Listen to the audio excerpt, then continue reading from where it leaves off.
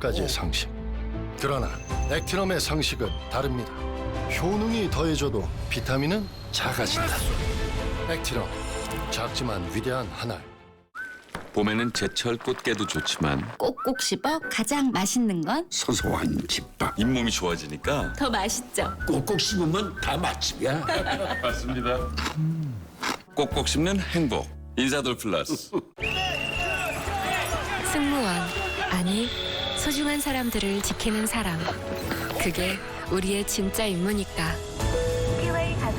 진짜 비행이 시작된다. 더 트루웨이, 티웨이. 이것은 바람의 명작. 초강력 청정. 18단 바람. 117년 기술의 자신감. 더 프리미엄 AI. 에어로 18단 에어컨. 받으셔야 합니다. 깜짝이야. 아이 뭘 받아? 지금부터 어머님 어머 깜짝. 받으셔야 합니다. 어디서 귀신처럼 나타나고 어머니 받으셔야 합니다. 뭘 봐도 진짜 그것이 알고 싶다. 바디 브랜드에게 관리받으셔야 합니다. 브레인 마사지와 XD 안마 모듈이 탑재된 팬텀 2인 하이킥까지 난 파라오 2. 가문의 건강을 위하여 바디 브랜드. 비행을 하는 기분. 비비디 바비디 부. 가만히 있어 누군지 다 아는데 왜 가리냐고? 막지마 히투난 시작이 부. 따라오라고. A new track. 가고픈 대로 갈래. 일하다 영화보다 책 읽다. 일하다 마시다 쇼핑하다. 일하다 볼링 치다 먹다. 일만 하는 지식산업센터는 끝. Work, play, stay. 다산 신도시 현대 프리미어 캠퍼스. 시공예정사 현대건설. 때때로 인간의 욕심은 끝이 없다.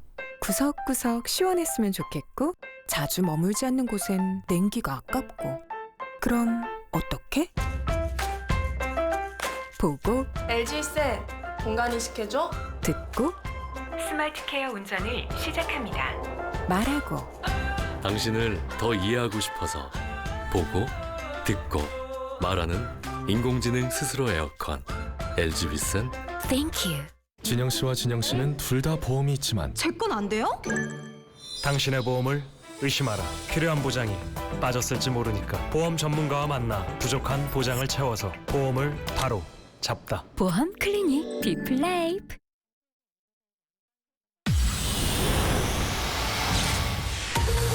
삼성바이오로직스 분식회계 의혹을 수사하는 검찰이 김태한 삼성바이오 대표에 대해 구속영장을 청구했습니다.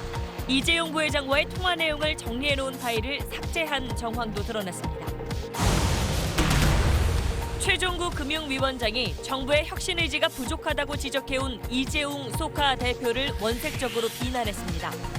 나는 달려가는데 왜 못 따라오느냐라고 하는 거 저는 상당히 무리하고 이기적이라고 좀 생각합니다. 택시 산업 종사자들을 존중해야 한다는 취지였지만 관료가 민간 사업자를 어떻게 바라보는지 상징적으로 보여줬다는 비판이 나옵니다.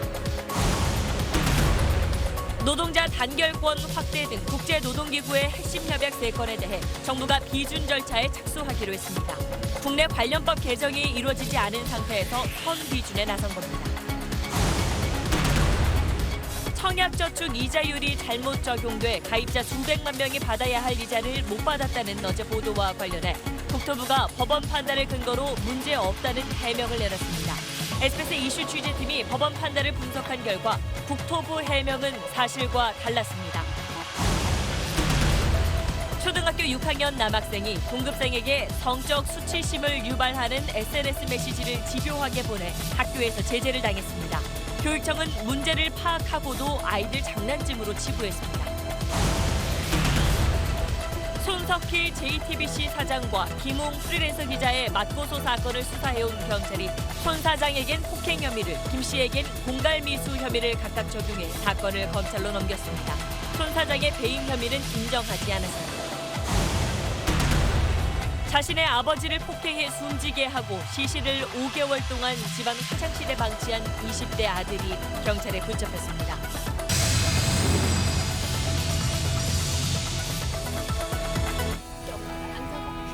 마스크가 필요 없는 세상으로. 내일을 바꾸는 현대 수소전기차. 여러분 안녕하십니까? 오늘 8시 뉴스는 삼성바이오로직스 분식회계 수사 속보부터 전해드리겠습니다. 검찰이 오늘 김태한 삼성바이오 대표와 이 삼성전자 소속 부사장 2명에 대해서 구속영장을 청구했습니다. 검찰 수사에 대비해서 증거를 없애라고 지시한 혐의입니다. 공장 바닥을 뜯고 그 아래 중요한 내용들을 숨겼던 사실이 그동안 검찰 조사에서 드러났는데 검찰은 그렇게 증거를 없앤 과정에 수뇌부의 지시가 있던 걸로 보고 있습니다. 먼저 전영우 기자입니다. 검찰이 구속영장을 청구한 사람은 김태한 삼성바이오 대표와 삼성전자 사업지원 TF 김모 부사장, 삼성전자 박모 부사장 등 3명입니다. 모두 증거인멸을 지시한 혐의가 적용됐습니다. 검찰은 공장 바닥에 회사 서버를 숨기는 등 일련의 증거인멸 과정에 김 대표 등의 지시가 있었던 것으로 보고 있습니다. 앞서 구속된 삼성바이오와 에피스 직원 일부는 당초 증거인멸이 개인적인 판단이었다고 진술했지만 구속된 뒤 윗선의 지시가 있었다며 진술을 번복한 것으로 전해졌습니다. 하지만 김태한 대표는 검찰 조사에서 자신이 지시한 적이 없다며 부하 직원들에게 책임을 미룬 것으로 전해졌습니다. 함께 영장이 청구된 삼성전자의 부사장 2명은 앞서 구속된 삼성전자 백모 상무와 서모 상무의 윗선입니다. 이들은 직원들에게 이재용 부회장을 뜻하는 JY나 합병 등의 키워드를 검색해 회사 내부 문건을 삭제하도록 지시하는 등 증거인멸을 총괄한 혐의를 받습니다. 검찰은 삼성전자 사업지원 TF가 증거인멸을 주도한 것으로 보고 부사장들의 구속 여부가 정해지는 대로 사업지원 TF의 최고 책임자인 정현호 사장을 소환할 방침입니다. SBS 전영우입니다. 검찰은 삼성바이오 자회사 임원이 삭제한 증거 가운데 이재용 부회장으로 추정되는 인물과 이 통화한 내용을 풀어놓은 파일도 있었던 사실을 파악했었는데 최근 그 파일을 복원한 걸로 확인됐습니다. 거기에는 이 삼성 수뇌부가 삼성바이오 분식회계에 개입했다는 의혹과 관련해서 의미 있는 내용이 담겨 있는 걸로 알려졌습니다. 계속해서 김기태 기자입니다. 검찰은 지난달 29일 구속된 삼성바이오로직스 계열사 에피스 소속 양모 상무의 컴퓨터에서 부회장 통화 결과라는 제목의 폴더가 삭제된 정황을 포착했습니다. 검찰은 제목에 언급된 부회장이 이재용 삼성전자 부회장인 것으로 보고 있습니다. 검찰은 양 상무가 이 부회장과의 통화를 녹음했다가 그 내용을 풀어놓은 파일인 걸로 보고 삭제된 파일을 복구하기 위해 포렌식 작업을 벌여왔습니다. 최근 검찰은 지워졌던 통화 녹취 파일 일부를 복원하는 데 성공한 것으로 확인됐습니다. 복원된 파일에는 삼성그룹의 수뇌부가 삼성바이오 분식회계에 개입했다는 의혹 등과 관련해 의미 있는 내용이 담긴 것으로 알려졌습니다. 검찰 관계자는 삼성바이오로직스의 증거인멸뿐만 아니라 본류인 분식회계 혐의에 대한 수사 역시 상당한 진전을 이뤘다고 말했습니다. 증거인멸 수사가 마무리 국면으로 접어들면서 분식회계 의혹에 대한 수사가 본격화될 전망입니다. SBS 김기태입니다. 네, 부총리는 얼마나 의지를 가지고 혁신 성장에 기여했는지 묻고 싶다. 또 이익을 위해서 죽음을 이용하는 일은 없어야 한다. 차량 공유 서비스를 두고 택시업계와 갈등을 빚고 있는 이재용 소카 대표가 최근에 한 말입니다. 이걸 두고 오늘 최종구 금융위원장이 이재용 대표가 무례하고 또 이기적이라고 비판했습니다. 그러자 이 대표가 다시 날을 세워서 맞받았는데 자세한 이야기는 한순구 기자가 전해드리겠습니다. 최종구 금융위원장이 렌터카 대여 서비스 타다를 운영하는 이재용 소카 대표의 직격탄을 날렸습니다. 타다에 반대하며 택시기사 한 명이 스스로 목숨을 끊은 뒤 미안하다면서도 죽음을 상업적으로 이용해선 안 된다던 이 대표를 겨냥했습니다. 택시업계에 대해서도 상당히 거친 언사를 내뱉고 있는데 이런 것은 너무 이기적이고 무례한 언사가 아닌가 하는 생각이 좀 듭니다. 혁신에 뒤처져 피해를 보는 계층을 어떻게 할지는 사회적 합의가 필요한데 이 대표가 아직 합의가 안 된 게 정책 책임자의 의지가 부족해서라고 말한 데 대해서도 작심한 듯 비판했습니다. 당국에 대해서 비난하고 업계에 대해서도 거친 언사를 사용하고 하는 것은 결국 나는 달려가는데 왜 못 따라오느냐라고 하는 것, 상당히 무리하고 이기적이라고 생각합니다. 장관급 인사가 다른 부처 현안과 관련된 특정 민간인을 비난하는 건 이례적입니다. 발언 내용을 전해들은 이 대표는 SNS 글을 통해 갑자기 이분은 왜 이러시는 걸까? 출마하시려나라고 말한 뒤 어찌되었든 새겨듣겠다며 불쾌하다는 반응을 보였습니다. 동료 벤처기업인인 이찬진 포티스 대표도 댓글을 달아 부총리를 비판하면 무례하고 이기적인 것이냐며 동조했습니다. 공유경제를 놓고 택시업계와의 갈등이 빚어지는 가운데 정부 관계자와 혁신사업가가 수위를 넘는 말싸움을 벌이는 건 사태 해결에 도움이 안 된다는 목소리가 높습니다. SBS 한승우입니다. 네, 청약저축 이자율이 잘못 적용돼서 수백만 명이 당연히 받아야 할 돈 수천억 원을 받지 못했다는 소식 어제 전해드렸습니다. 어제 내용을 좀 간략하게 정리해드리면 지난 2006년 정부가 청약저축 이자율을 내리면서 이미 가입한 사람들은 2년 이상 납입을 하면 원래 이자율 6%를 그대로 적용해 주기로 규칙을 바꿨는데 이걸 무시하고 바뀐 이자율, 그러니까 낮은 이자를 주었다는 내용이었습니다. 저희 보도가 나가고 국토교통부가 바로 해명 자료를 냈는데 한 법원 판결을 근거로 이자율은 제대로 적용된 거라고 주장했습니다. 그래서 저희가 국토부가 말하는 당시 법원 판단을 찾아서 꼼꼼히 들여다봤는데 사실과 달랐습니다. 1심과 2심 모두 이자율 6%를 적용하는 게 명백하다고 했습니다. 먼저 이슈 취재팀 이경원 기자입니다. 국토부는 한 청약저축 가입자가 규칙대로 연 6% 이자율로 쳐서 돈을 더 달라며 소송을 냈던 사례를 근거로 들었습니다. 당시 법원이 이자를 더 돌려주지 않아도 된다고 확정 판결했기 때문입니다. 판결문을 자세히 들여다봤습니다. 1심 판결문. 문제가 된 규정은 2006년 2월 24일 새 규칙 시행 이전의 가입자에게 이후에도 6%를 적용해야 한다는 의미로 달리 해석할 수 없다고 적혀 있습니다. 안 준 이자 돌려주라며 민원인의 손을 들어줍니다. 2심 판결문. 역시 6%의 이율이 적용되는 것으로 해석해야 한다고 한 데 이어 국토부가 주장하는 낮은 이자율을 적용하는 건 법률의 원칙과 기준에 어긋난다고 더욱 명확하게 밝힙니다.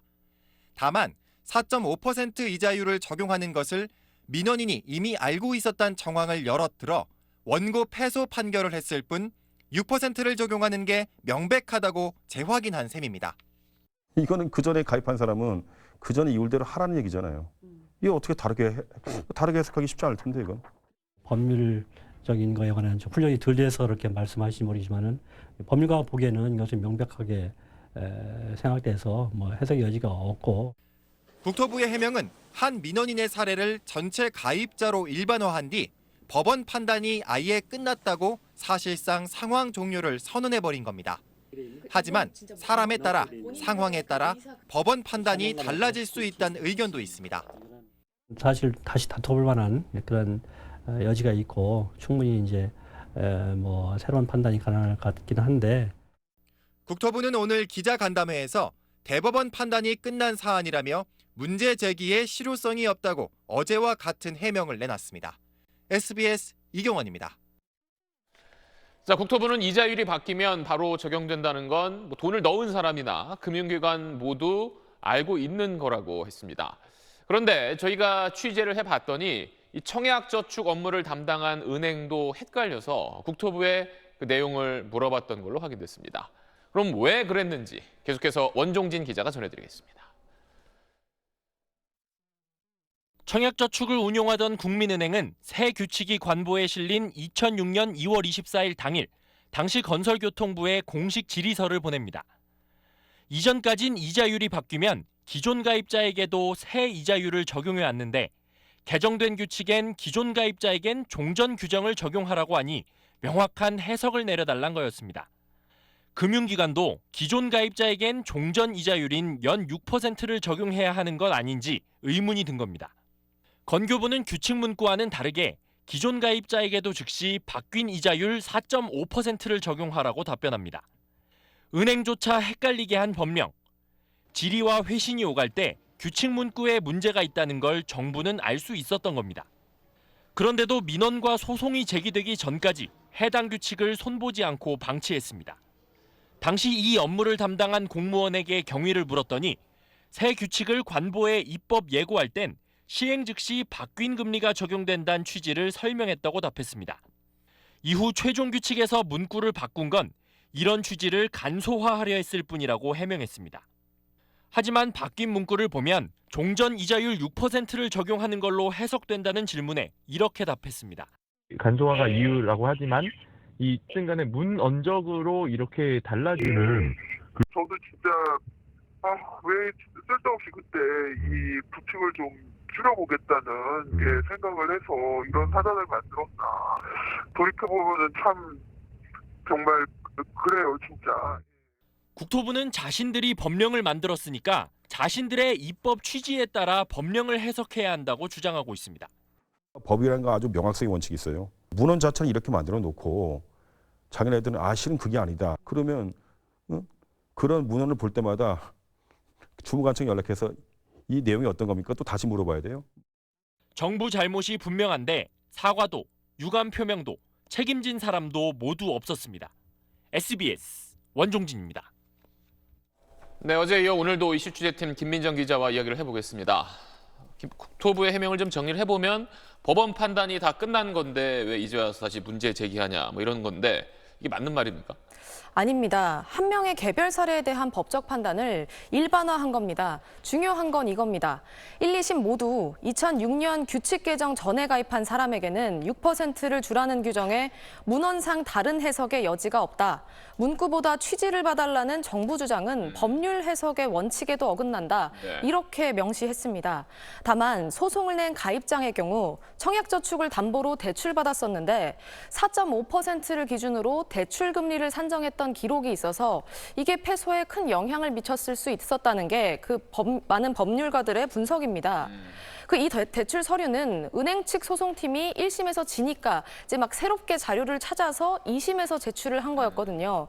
그래서 소송 낸 이 가입자에 대해서는 이자 차액 135만 원을 돌려주지 않아도 된다 이렇게 판결한 거였습니다. 그런데 정부는 이런 사실을 빼놓고 모든 가입자에게 4.5%를 적용하는 게 맞다. 그렇게 판단을 받았다. 일반화시키고 있는 겁니다. 앞서 이제 리포트에서도 이제 변호사가 이야기를 했듯이 법이라는 게 명확성이 있어야 하는 건데 정부가 만든 법령이라고 해서 이렇게 정부가 마음대로 해석을 해도 되는 건가요? 안 되죠. 법령을 만들면 입법 예고를 하고 관보를 통해서 국민에게 공포하게 돼 있습니다. 국민에게 알릴 때 제대로 정확하게 알려야 할 의무가 있는 겁니다. 정부가 법령을 만들었는데 입법 취지와 다르게 해석될 수 있다면 이건 그 자체로 사고죠. 여기에 대해서 국민으로부터 문제 제기가 있었다면 실수였다 인정하고 책임질 사람은 책임을 지고요. 또 보상책 찾겠지만 이걸 다 물어주면 너무 큰 돈이기 때문에 주택기금의 안정성을 해칠 수 있으니 쉽지 않다. 좀 양해해달라. 이렇게 나오는 게 맞겠죠. 근데 다 해결된 건데 왜 문제 제기를 하느냐 이런 식의 주장은 정부로서는 상당히 무책임한 태도라고 볼 수 있을 것 같습니다. 네, 알겠습니다. 이슈 취재팀 김민정 기자와 얘기를 해봤습니다. 네, 이미 군 면제를 받은 손흥민 선수가 군대를 가야 할 수도 있다. 이런 내용의 기사가 오늘 여기저기서 나왔습니다. 정부가 노동권에 대한 몇 가지 기본 규칙을 국제 기준에 맞추기로 하면서 나온 이야기인데 일단 손흥민 선수가 군대에 가야 한다는 뜻은 아니라는 게 정부의 설명입니다. 그럼 뭐가 달라지는 건지 자세한 내용을 장훈경 기자가 설명해 드리겠습니다. 정부가 비준을 추진하는 건 결사의 자유 협약 2개와 강제노동 금지 협약입니다. 결사의 자유 협약은 근로자의 단결권과 단체 교섭권을 최대한 보장하는 게 핵심입니다. 협약이 비준되면 해고자나 실업자도 노조를 만들고 활동할 수 있게 됩니다. 해직자를 조합원으로 둬서 법외 노조 통보를 받은 전교조는 합법화의 길이 열립니다. 실업자도 교원 노조를 결성할 수 있는 법이 개정되어야 합니다. 그 개정된 법에 의해서 조치가 가능하다고. 강제노동을 금지한 협약은 보충역 제도, 즉 군대 가는 대신 노동을 하게 하는 제도와 충돌한다는 의견도 있습니다. 하지만 보충역 판정을 받더라도 현역행 선택권이 보장된다면 강제노동이 아니기 때문에 문제가 없다는 견해가 우세합니다. 정부가 비준 추진 방침을 밝히자 경영계는 우려를 표시하고 있습니다. 협약들이 비준될 경우 노조 결성과 활동의 자유가 너무 커진다는 겁니다. 단결권을 확대하자는 내용입니다. 그렇게 되면 우리 노사계 특성에 비추어 봤을 때 혼란이 굉장히 크고 탄력 근로제 등 각종 개혁 현안에서 노동계 협조가 절실한 정부는 협약 비준을 추진하자는 노동계 손을 들어줬습니다. 하지만 한국당 반발이 만만치 않을 것으로 보여 실제 국회 비준까지는 첩첩산중이란 전망입니다. SBS 장훈경입니다. 바이오 헬스 산업을 육성하기 위해서 정부가 연간 4조 원을 투자하기로 했습니다. 연구 개발하는 데 돈을 더 쓰고 규제를 풀어서 2030년까지 수출 500억 달러, 일자리는 30만 개를 더 만들겠다는 목표를 내놨습니다. 업계는 환영하고 있는데 최근 문제가 된 신약, 인보사 사태에서도 봤듯이 허술한 인허가 과정은 우리 건강을 위협할 수 있기 때문에 짚어봐야 할 점도 있습니다. 남주현 기자입니다. 정부가 오늘 내놓은 바이오 헬스 산업 육성 체계 큰 축 가운데 하나는 인허가 관련 규제를 선진국 수준으로 대폭 축소하겠다는 겁니다. 신약이 신속하게 시장에 진입할 수 있도록 식약처가 우선 심사 제도 등을 도입해 인허가 기간을 대폭 단축할 계획입니다. 관련 내용이 담긴 첨단 바이오법은 현재 국회에서 계류 중입니다. 바이오 의약품 심사와 허가 기간 단축을 골자로 한 첨단 바이오법은 희귀질환 치료 의약품을 먼저 심사하고 유효성이 입증된 경우 임상 2상 단계에서 판매를 허가하는 등의 내용을 담고 있습니다. 정부는 당초 이 법안의 통과를 자신했는데 지난달 인보사 사태가 불거지면서 국회 법사위 문턱을 넘지 못했습니다. 그 법이 제정이 되면 보다 더 확실하게 그 인보사와 같은 그런 문제가 생기지도 않는 그런 이제 장치를 마련했다고 저희들은 생각이 됩니다. 시민단체는 임상 3상을 거치지 않고 조건부 허가를 내주는 건 제2, 제3의 인보사 사태를 초래할 거라며 반대하고 있습니다. 식약처의 책임은 대폭 완화되고 반면에 줄기세포, 유전자 치료 등의 재생 의료 업계는 지금의 규제보다 훨씬 완화된 제도를 통해서 기업의 이익을 도모하게 됩니다. 식약처의 허술한 인허가 심사가 인보사 사태의 한 원인으로 지적된 만큼 규제 완화가 국민의 건강과 안전을 위협하는 일이 없도록 보완 장치가 필요합니다. SBS 남주현입니다.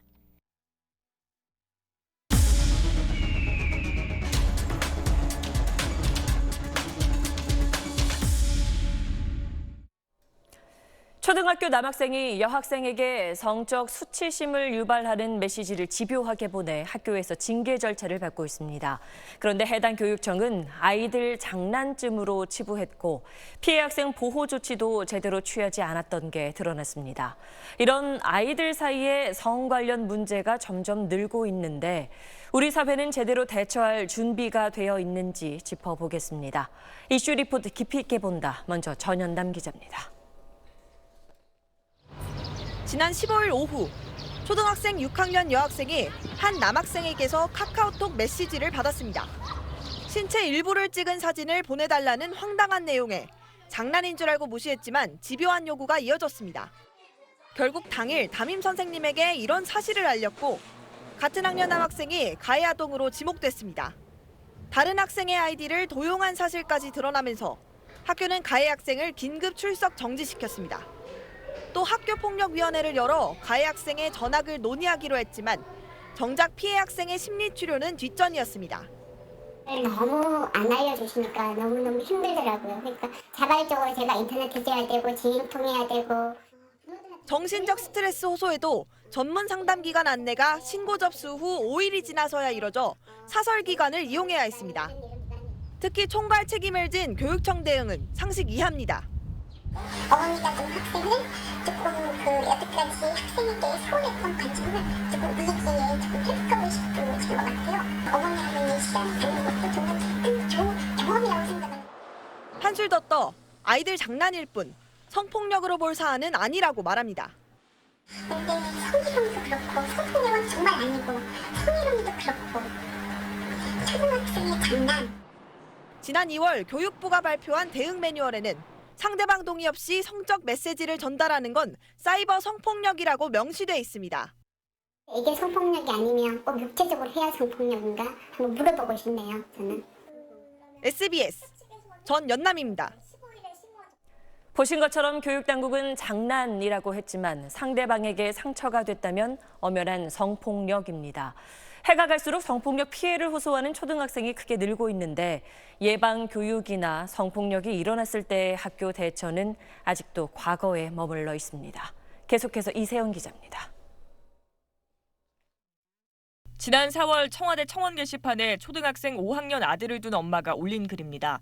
동급생 2명에게 성폭력을 당했지만 학교 측의 부실 대응으로 가해 학생과 같은 교실에 있어야 했다고 호소했습니다. 초등학교 성폭력 건수는 5년 새 7배, 피해 학생 수는 9배나 늘었습니다.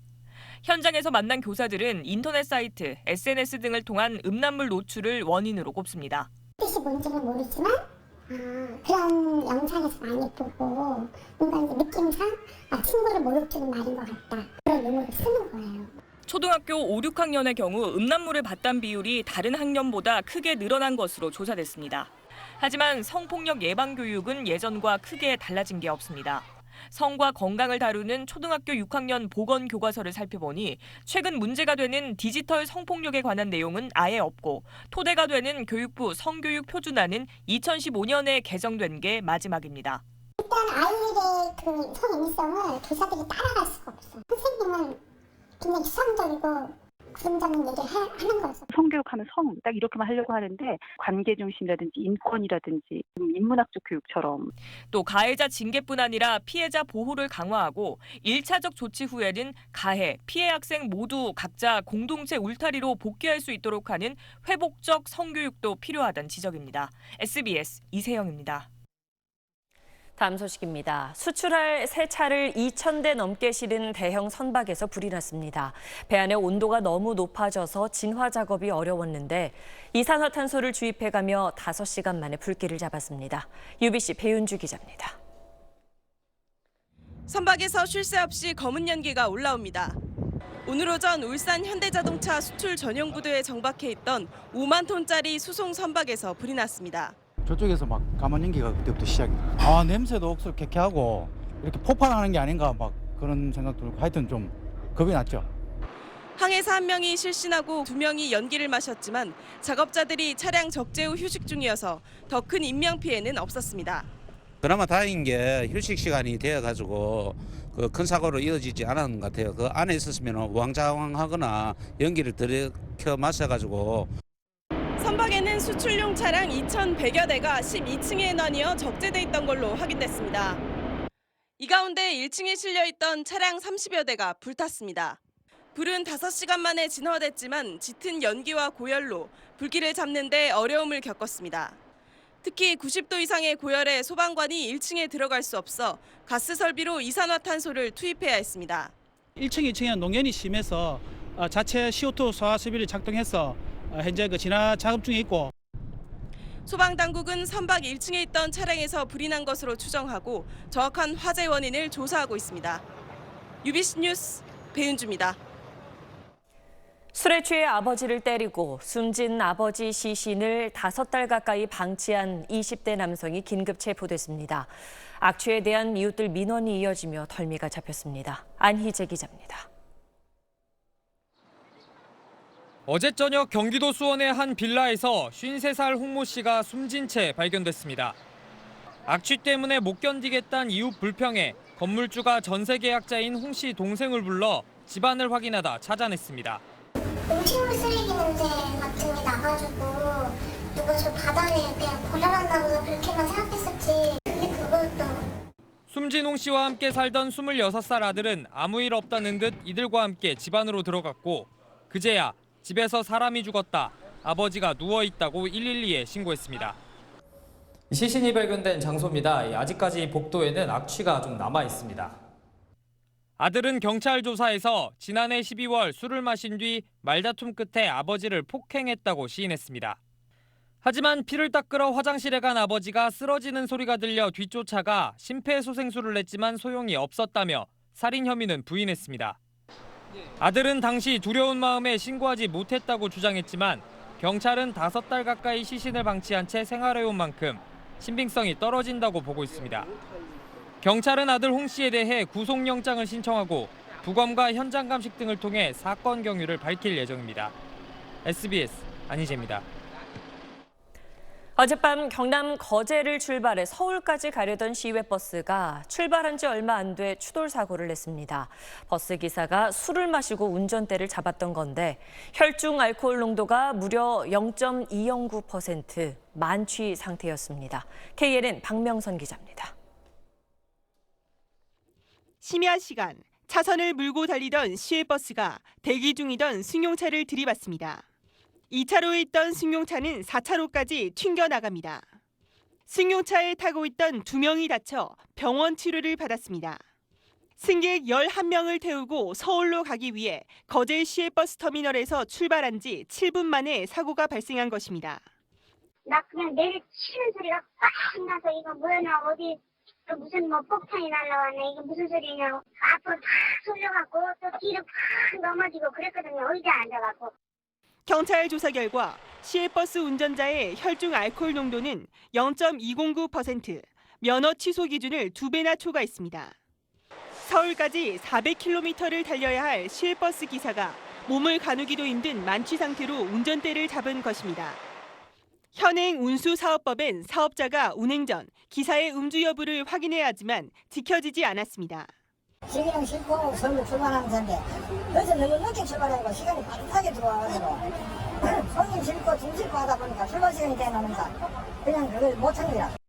만취 상태의 버스 기사가 고속도로로 진입했다면 대형 사고로 이어질 뻔한 아찔한 순간이었습니다. A씨는 과거에도 음주운전으로 2차례 적발된 것으로 확인됐습니다. 경찰은 정확한 경위와 함께 업체를 상대로 안전의무 위반 여부 등을 조사하고 있습니다.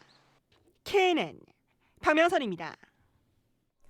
오늘 아침 광주에 있는 전통시장 건물에서 불이 나 부부가 숨졌습니다. 평소 화재 위험이 크다고 분류된 곳이지만 불이 난 건물에 안전시설은 없었습니다. KBC 최선길 기자입니다.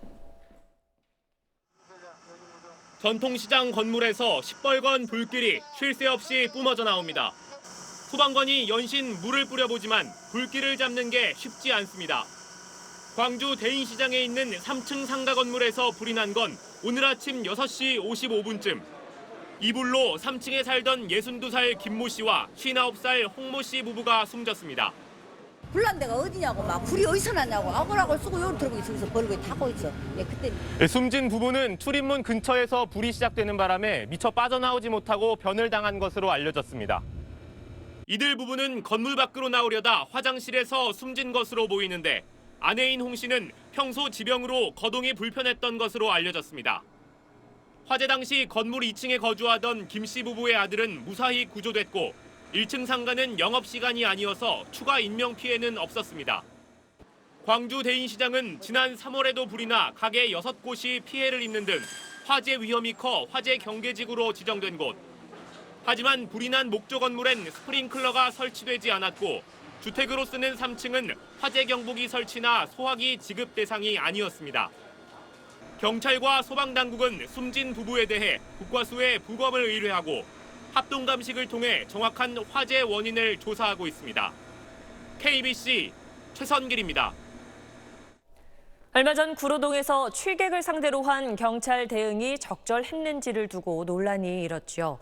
오늘 경찰이 가스총이나 테이저건 같은 물리력을 언제 어떤 경우에 사용할지 그 기준을 정해 발표했습니다. 배정훈 기자가 보도합니다.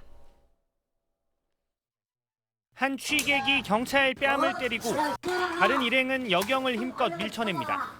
앞으로 이런 경우 경찰봉, 필요하면 테이저건까지 쓸 수 있게 됩니다.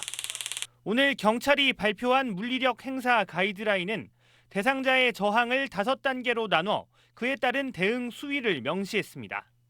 6개월 동안 교육 훈련을 거쳐 11월부터 시행될 예정입니다. 일선 현장 반응은 엇갈립니다. 제하지만 상황에 따라 달리 볼 수 있는 여지가 많고 다만 공권력 위축을 막기 위해선 정당한 법 집행의 경우 면책 등 국가적 보호가 필요하다는 점에선 한 목소리입니다. 경찰청 관계자는 가이드라인에 따라 물리력을 사용한다면 면책의 근거로 활용될 수 있다고 설명했습니다. 하지만 집회 현장은 적용 대상에서 제외됩니다. 집회 자유 보장이 우선인데다 개별 출동 현장과 달리 집회에선 현장 지휘관 판단이 우선이라는 겁니다. 집회 현장에선 오늘도 일선 경찰관들이 집회 참가자들에게 강제로 끌려나가는 모습이 포착됐습니다. SBS 배정훈입니다. 손석희 JTBC 대표와 프리랜서 기자 김웅 씨의 맞고소 사건을 수사해온 경찰이 여러 혐의 가운데 손 대표의 폭행 혐의, 김웅 씨의 공갈 미수 혐의를 인정하고 사건을 검찰로 넘겼습니다. 명예훼손과 배임 등 손 대표의 다른 혐의는 인정하지 않았습니다. 정준호 기자입니다. 지난 1월 김웅 씨가 손석희 JTBC 대표로부터 폭행당했다고 언론에 폭로하면서 양측의 고소 고발전이 이어졌습니다. 손석희 JTBC 대표를 상대로는 폭행과 배임, 명예훼손, 협박 4가지 혐의가, 김 씨에겐 공갈미수와 협박 혐의가 적용됐습니다. 경찰은 4개월 넘게 수사한 결과 우선 손 대표의 폭행 혐의를 인정했습니다. 양측 진술이 엇갈리지만 손 대표가 김 씨에게 손을 댄 점이 정황상 폭행으로 볼 수 있다고 판단했습니다. 하지만 배임 혐의, 즉 손 대표가 김 씨를 회유하기 위해 일자리 계약을 제안해 회사에 손해를 끼칠 수 있었다는 점에 대해선 혐의가 없다고 결론지었습니다.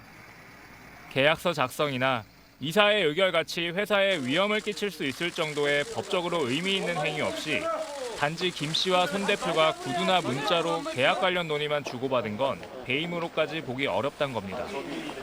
경찰은 손 대표가 김 씨의 명예를 훼손하고 협박한 점에 대해서는 판례와 증거에 비춰 죄가 성립되지 않는다고 봤습니다. 김 씨가 손 대표의 교통사고를 빌미로 일자리를 얻어 이익을 보려 한 혐의는 기소 의견으로 검찰에 넘겼습니다. 검찰은 수사 기록을 토대로 양측의 혐의를 재검토하겠다고 밝혔습니다. SBS 정준호입니다.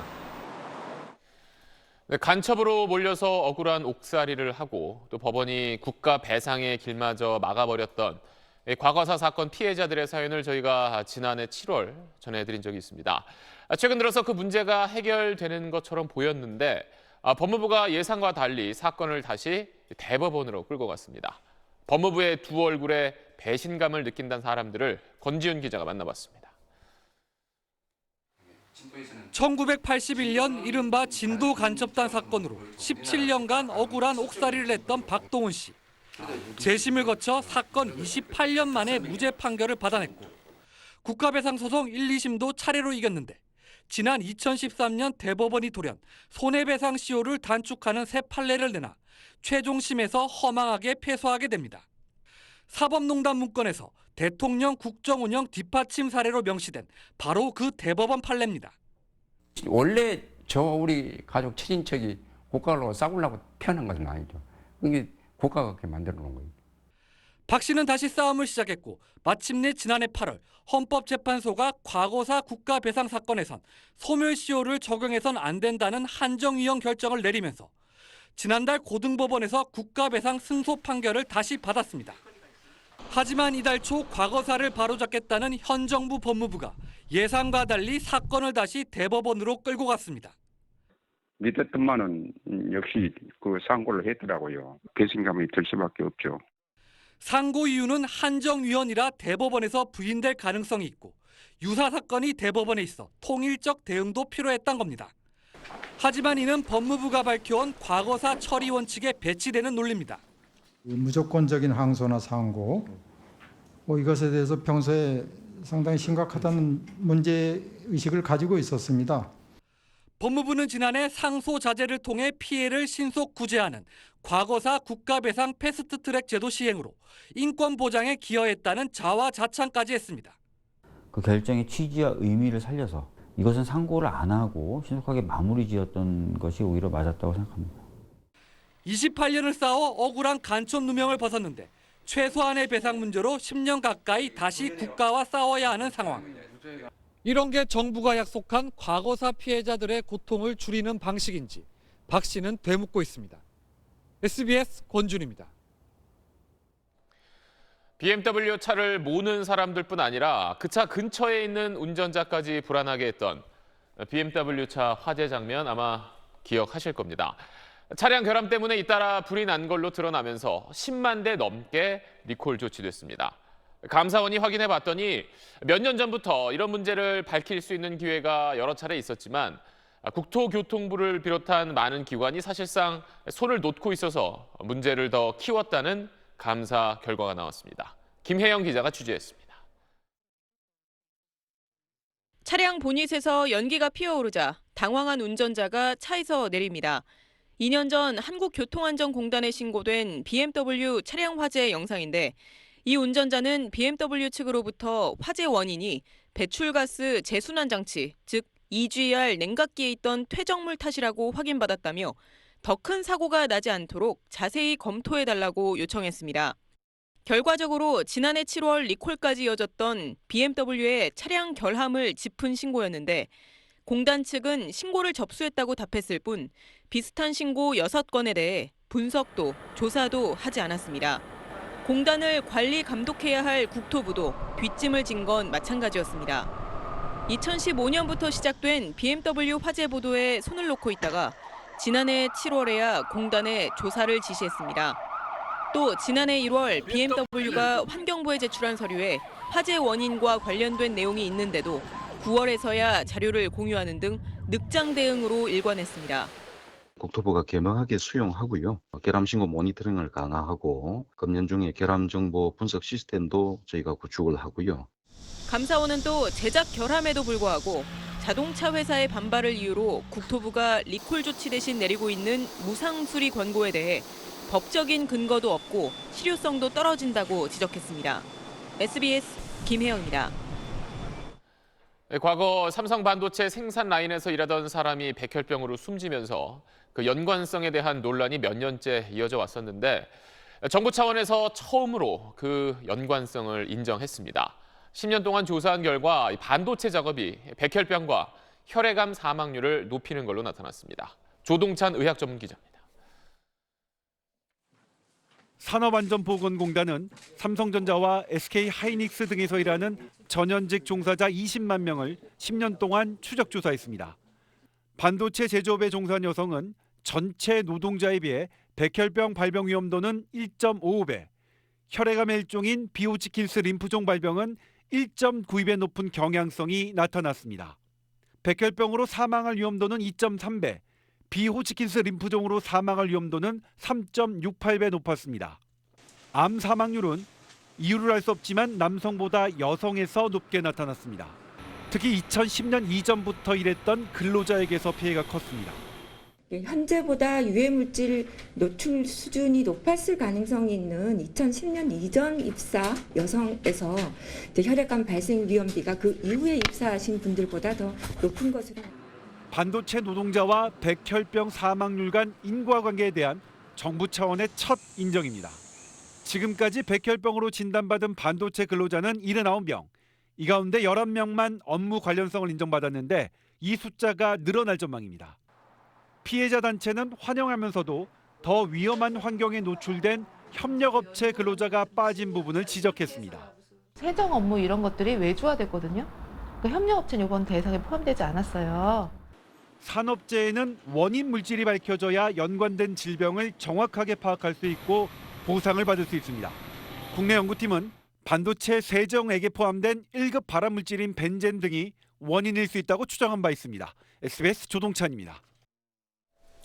최근 미국이 압류해간 화물선을 돌려달라며 북한이 이례적으로 유엔에서 기자회견까지 열었습니다. 부당한 강탈이라고 목소리를 높였는데 미국 정부는 제재는 유지될 거라며 싸늘한 반응을 보였습니다. 뉴욕 김수형 특파원입니다. 김성 유엔 주재 북한 대사가 취임 이후 처음으로 기자회견을 자청했습니다. 미국이 북한 화물선 YG 어니스토어를 압류한 건 불법이라며 즉각 반환을 요구했습니다. United States has committed unlawful and outrageous acts. We are condemning in strongest terms this act of dispossessing of our cargo ship. 북미 정상의 싱가포르 공동 성명 정신을 부정하는 것이라며 미국의 모든 행동을 주시하겠다고 으름장을 놓았습니다. 김 대사는 이례적으로 기자들의 질문을 받기도 했지만 Does your government have any plans to apologize for the torture and killing of the young American Otto Warmbier? 민감한 질문이 이어지자 답변하지 않았습니다. 유엔 안보리는 북한 화물선 압류 문제를 조만간 논의하기로 했습니다. 이번 기자회견은 대북 제재의 수위와 정당성을 둘러싼 유엔 내부 논의에서 밀리지 않겠다는 북한의 의도를 담은 것으로 보입니다. 또 다른 북한 자산에 대한 추가 압류로 이어지는 것을 막기 위해 적극적인 여론전에 나선 것으로 풀이됩니다. 미국 정부의 반응은 싸늘했습니다. 국무부는 외교협상 창구는 열려 있다면서도 국제 제재는 유지될 것이라고 강조해 북한의 화물선 반환 요구를 일축했습니다. 뉴욕에서 SBS 김수영입니다. 국제연구기관인 한국개발연구원 KDI가 올해 경제성장률 전망치를 당초 전망보다 0.2%포인트 낮은 2.4%로 수정했습니다. 수출 감소가 이어지는 가운데 내수 증가세도 둔화하는 등 경기 상황이 좋지 않다고 진단했습니다. 또 경기 부진에 대응하기 위해 추경을 비롯한 정부 지출 확대와 금리 인하 같은 확장적 통화 정책이 필요하다고 제시했습니다. SBS 스브스 뉴스의 모바일 경제 콘텐츠 시리즈인 돈워리 스쿨이 방송통신심의위원회가 선정하는 이달의 좋은 프로그램상을 수상했습니다. 돈워리 스쿨은 경제와 재테크 분야에서 2030 세대의 관심사와 눈높이에 맞는 주제를 쉽고 재미있게 풀어냈으며 다양한 모바일 플랫폼을 활용해 콘텐츠 파급력을 높였다는 평가를 받았습니다. 돈워리 스쿨은 TV판으로도 제작돼 오는 토요일 밤 12시 10분에 첫 방송됩니다.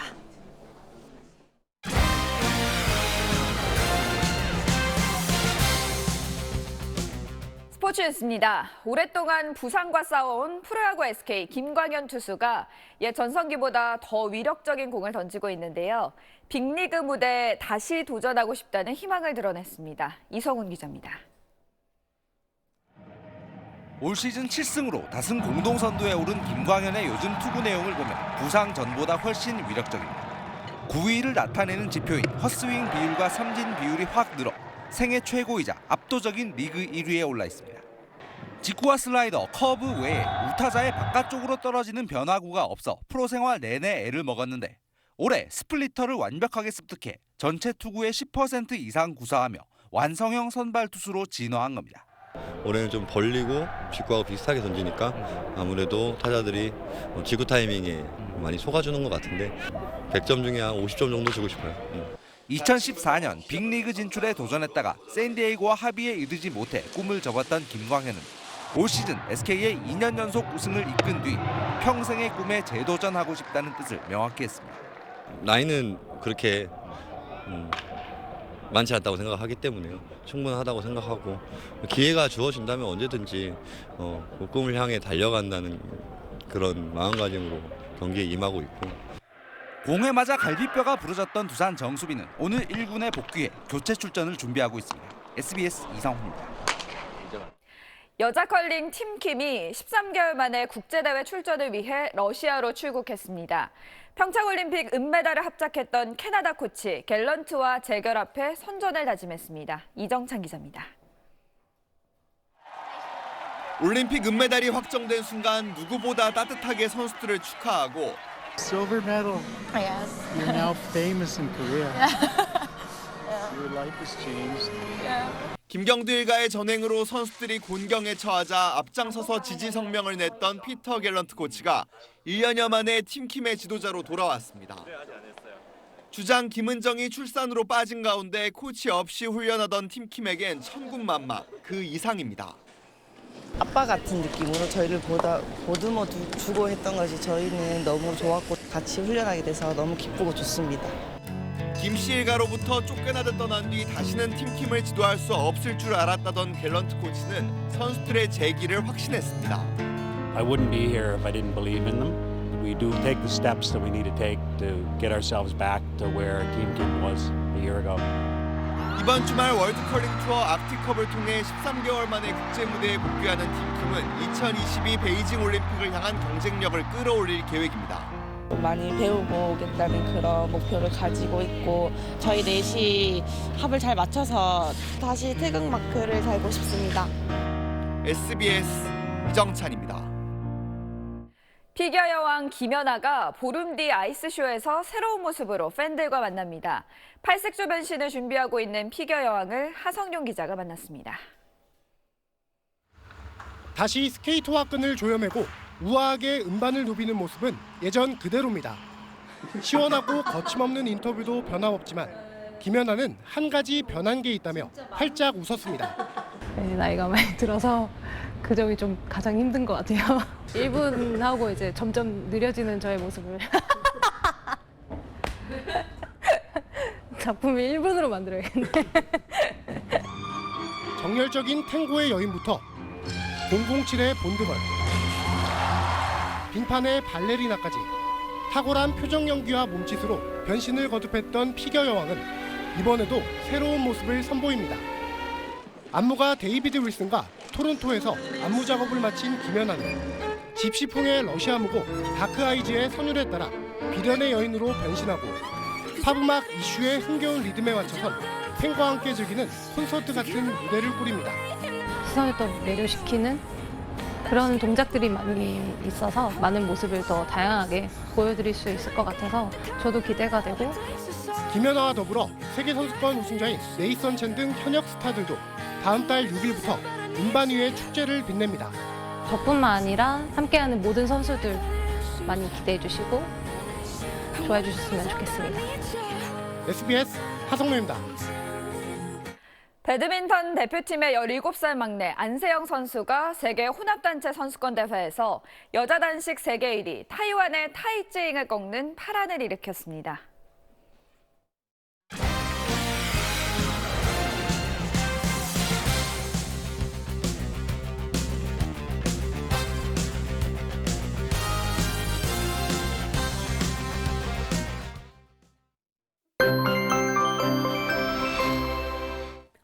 내일은 폭염이 찾아옵니다. 내일 서울의 한낮 기온은 30도, 모레는 31도까지 오르면서 올 봄 들어 가장 높은 기온을 기록하겠습니다. 경북 경산은 금요일인 모레 기온이 35도를 기록하겠는데요. 이에 따라 대구와 일부 영남 지역은 내일 오전 11시를 기해서 폭염주의보가 내려지겠습니다. 이번 주 내내 공기가 참 상쾌했는데요. 내일 서쪽 지역은 미세먼지를 조심하셔야겠습니다. 서울과 경기 남부, 충남과 호남, 제주 지역의 대기질이 나쁨 수준을 보이겠습니다. 내일도 맑은 하늘에 자외선과 오존 농도가 높아지겠습니다. 동해안 지역은 건조주의보가 내려졌습니다. 바람은 어제 오늘보다는 약해지겠지만 해안가로는 낮 동안 꽤 강하겠습니다. 내일은 더위는 주말까지 이어지겠습니다. 날씨였습니다. 네, 8시 뉴스 마치겠습니다. 고맙습니다.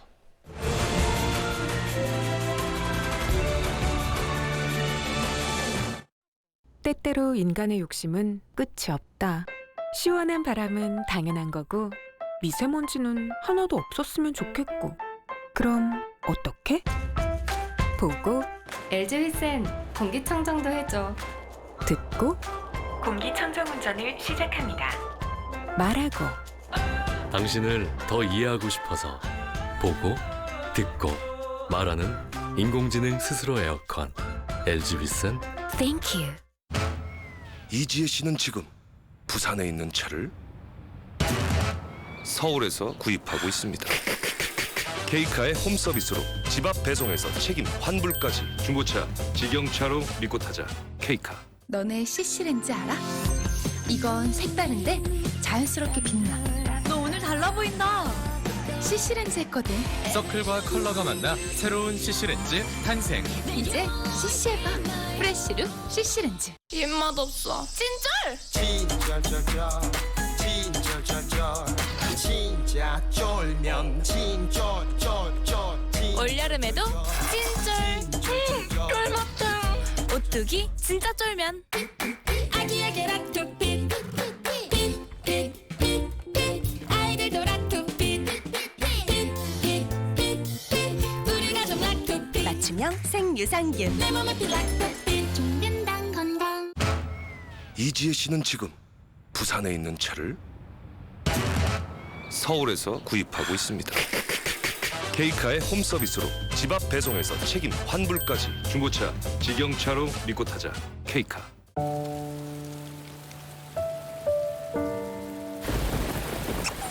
애쓴다 애써. 요즘 누가 애써? 넣고 밟고 끝. 웰릭스 써. 편리함의 끝. 웰릭스.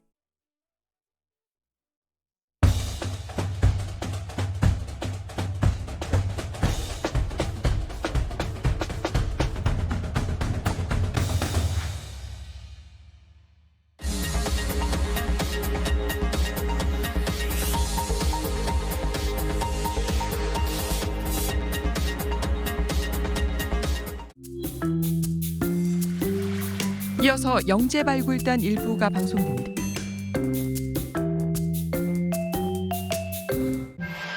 내일은